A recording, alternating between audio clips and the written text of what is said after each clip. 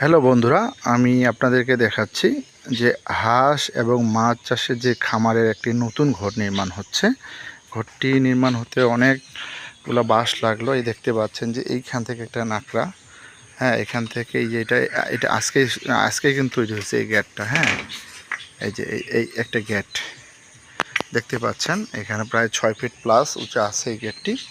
তারপরে এই যে দেখতে পাচ্ছেন যে এই যে বাঁশের মাচা, বাঁশের মাচা দিয়ে চতুর্দিকে আপনার লাল লাল দেখতে পাচ্ছেন, যেটা এটা কিন্তু একটা নেট,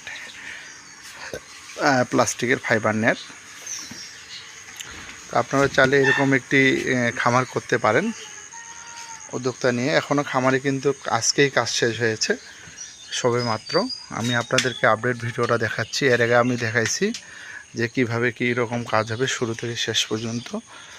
তো এই হচ্ছে এই ভিডিওটি।